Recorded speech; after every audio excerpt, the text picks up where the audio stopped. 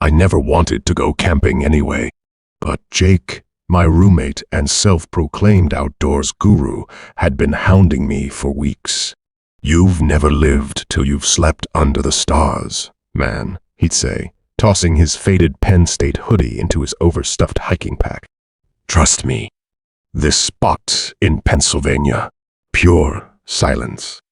No screaming kids, just us, the fire, and whatever ghosts haunt those trees." He said it like a dare. We left on a Friday morning in late October, the air crisp and smelling of rotting leaves. Jake's Jeep Wrangler, a rusted beast he'd nicknamed the Tank, was packed to the roof with gear, a tent, sleeping bags, a propane stove, a hatchet, and enough canned chili to survive a winter. Jake insisted on driving. "How far out are we going?" I asked, gripping the door handle as the Jeep fishtailed around a bend. "Deep," Jake said, grinning. "Like, no cell service deep. GPS says 12 miles past the last gas station. We'll hike another half-mile from the trailhead." I didn't love the sound of that, but Jake's confidence was contagious. By 3 p.m., we'd parked at a dirt pull-off choked with weeds, shouldered our packs, and begun trudging into the forest. The woods were unnervingly quiet. No birds, no squirrels, just the crunch of dead leaves under our boots and the creak of ancient trees swaying in the wind. After 45 minutes of hiking, we found Jake's perfect spot, a small clearing bordered by a creek, the ground soft with moss. "Told you," Jake said, slapping my shoulder. "Paradise." We set up camp methodically. Jake assembled the tent, a faded green dome that smelled like mildew, while I gathered firewood. By 6:30 p.m., the sun had dipped below the tree line, and the temperature plummeted. We cooked hot dogs on skewers. For a while, it was peaceful. Just two guys laughing about finals, swapping stories over the crackle of the fire. Then the screaming started. It was exactly 8:17 p.m. I remember because I just glanced at my phone, cursing the no-service icon. The sound hit us like a physical blow, like something dragged up from the earth. "What the hell was that?" I hissed, nearly dropping my hot dog into the fire. Jake froze, his face lit orange by the flames. The woods fell silent again. Too silent. Even the wind died. We tried to brush it off. Drank cheap beer. Told ghost stories. After an hour, as I tossed another log on the fire, movement flickered in my peripheral vision. A figure blurred sprinted past the edge of our campsite. "Did you see that?"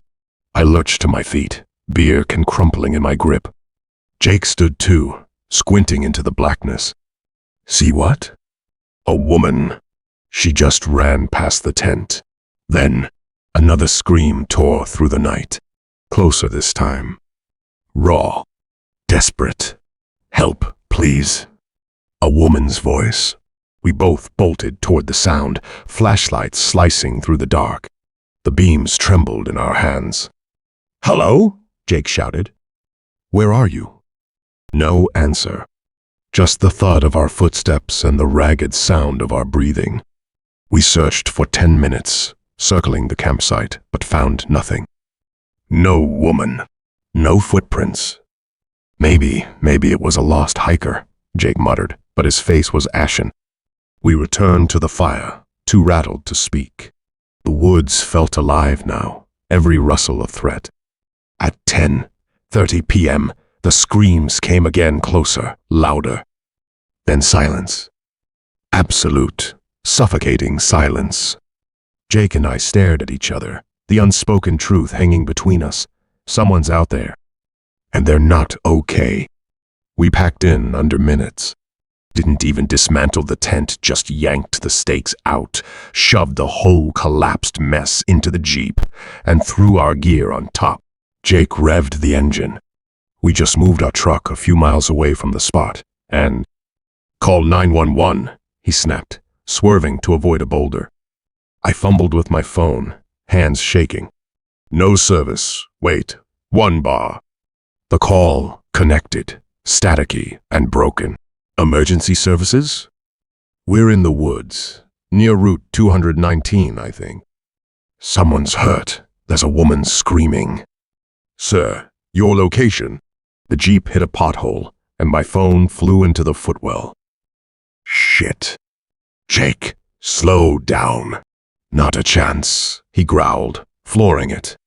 The Jeep careened onto the paved road, tires screeching. That's when we saw them. 3 men emerging from the tree line, 200 yards behind us. Silhouettes dragging something heavy, a long, lumpy black bag. One of them turned, his face catching the moonlight. Hail. Smirking. Go, go, go. I screamed. Jake didn't need telling. The Jeep shot forward, engine roaring. I craned my neck, watching the men shrink in the distance. None of them chased us. They just stood there, watching us flee. State police found the bag the next morning. They didn't tell us the details, but the news did.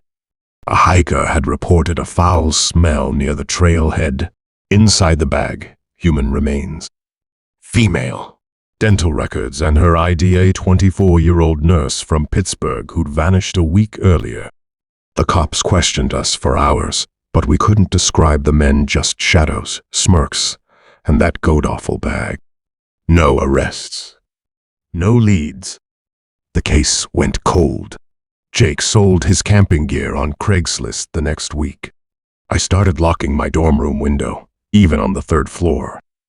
We never talked about that night, not really. Some horrors stick to you, silent and sour, like the stench of smoke in your clothes. I still hear that woman scream sometimes, in the buzz of a fluorescent light, in the hum of the highway at night. They're a reminder. The woods aren't peaceful sometimes.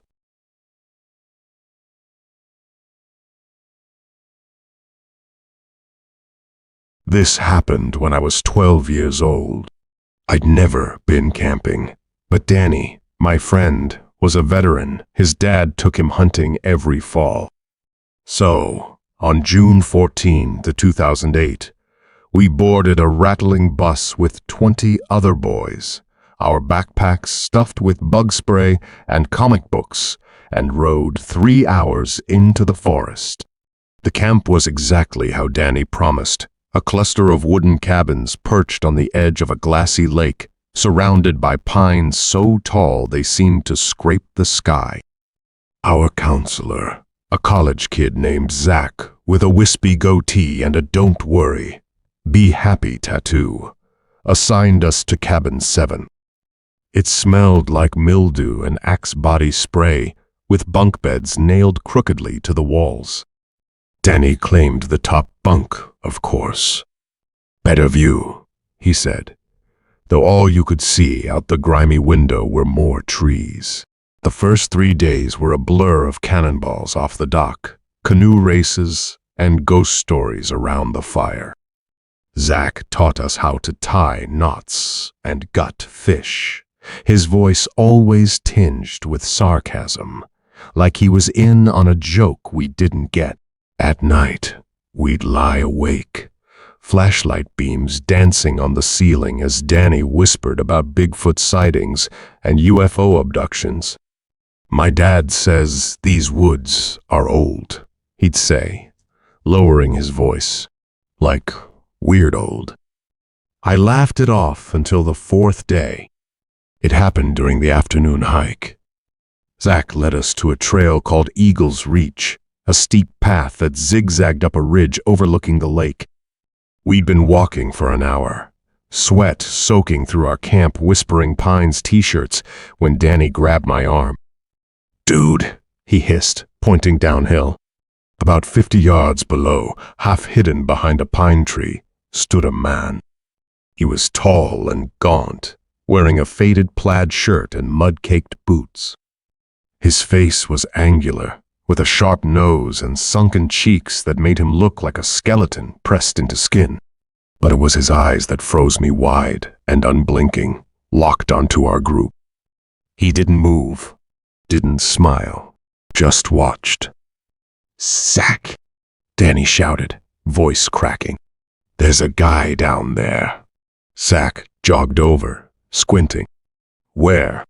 By the time we pointed, the man was gone. "Probably a hiker," Zach said, shrugging. "Trails public land. Just don't wander off, yeah?" Danny and I exchanged a look. That was a different kind of feeling, like something weird. That same night, around 2 a.m., I woke to the creak of floorboards. "You hear that?" Danny whispered. A beam of light swept across our window. Not the soft glow of a counselor's flashlight. This was harsh, clinical, like the spotlight on a cop car. It lingered on the glass. Then came the shuffling. Slow, deliberate footsteps circling the cabin. The doorknob rattled, not the jiggling of wind. This was a twist metal, grinding against metal. Someone was testing it, trying to get in. I gripped my sleeping bag, breath trapped in my lungs.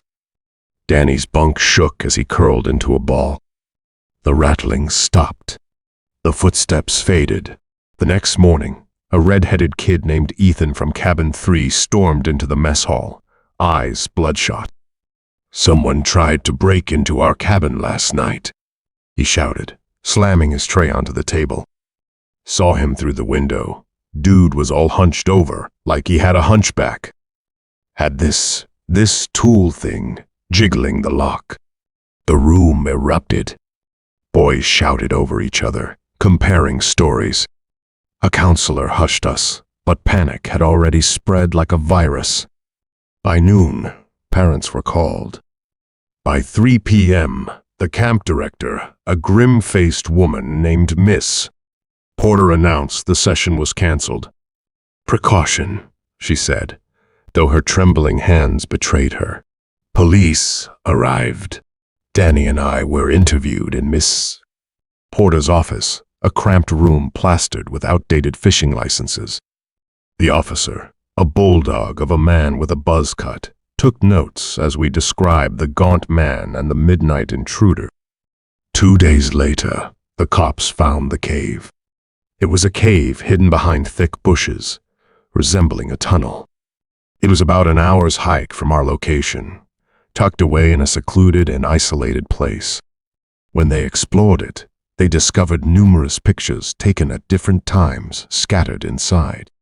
Campers swimming, campers eating, campers sleeping in their bunks, shot through windows.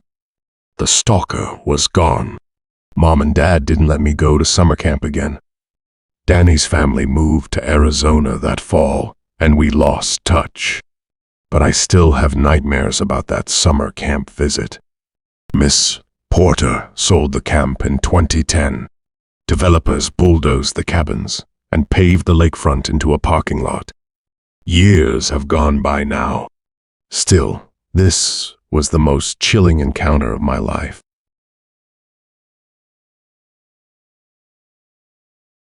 My wife, Clara, and I hadn't taken a vacation in 3 years.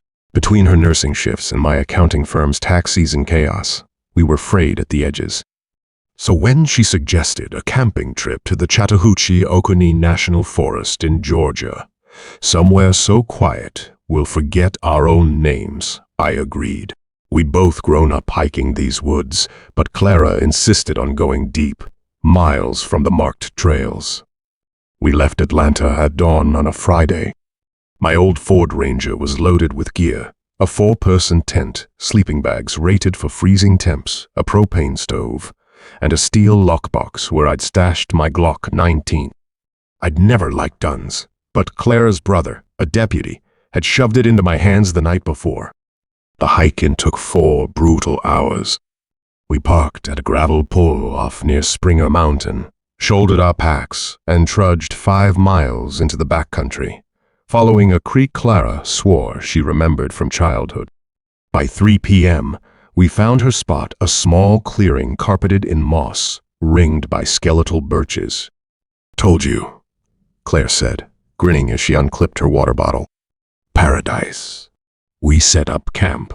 I hammered tent stakes while Clara gathered firewood. By 6:30 p.m., we were eating Ribier steaks seared on a portable grill, the fat sizzling as we clinked our beer cans. To silence, Claire said. The woods were silent. Not peaceful silent. Oppressive silent. We zipped ourselves into the tent by 9 p.m. too, exhausted to stay up stargazing. Clara fell asleep instantly, her breath soft against my shoulder. I lay awake, listening. Then it was around 2 a.m. in the morning. The sound of the chainsaw started. The sound was real, a metallic roar that shook the tent walls. This was revving, taunting. Then came the laughter. High-pitched, unhinged. Claire jolted awake, her nails digging into my arm. What the hell is that? I fumbled for the Glock in the lockbox. The chainsaw stopped. Silence crashed back, heavier than before. Maybe hunters, Clara whispered, but her voice shook. At 2 a.m.? With a chainsaw? We didn't move, didn't breathe. Minutes oozed by, each one stretching into an hour, just as my eyelids began to drop. Then came the sound again. This time, it was the sound of footsteps. Circling the tent. Claire's breath hitched. We could clearly see through the tent. There were 3 of them, tall, hunched. One stopped inches from my face. I could see the outline of a hat wide-brimmed, dented, and shoulders too broad to be natural. Please, Clara mouthed, tears cutting tracks through her dirt-streaked face. I raised the Glock, finger hovering over the trigger. Then, after a few minutes, they were gone. They didn't do anything to us. They were just gone. We waited until sunrise, the Glock aimed at the tent flap. The moment the woods turned gray, we bolted. Didn't pack. Didn't look back. We sprinted the 5 miles to the truck in under an hour. The park rangers met us at the trailhead. We led them back to the clearing, the rangers' hands resting on their sidearms. Our tent still stood, but everything inside was gone. Sleeping bags, stove, lockbox, Clara's backpack. Only the tent remained, flapping in the wind like a broken flag. They took my phone, Clara whispered, staring at the empty patch of dirt where her charger had been. My wallet. My laptop. The rangers swept the area, snapping photos of boot prints. Hunters sometimes mess with campers, the younger one said, but he couldn't meet our eyes. They never found them. No fingerprints. No trace. The police called it aggressive theft. We didn't sleep for weeks. I swear, for a few months, I heard the sound of a chainsaw every night. We quit camping and hiking for months, but after that, things got better. We used to go camping and hiking again, but only in familiar sites.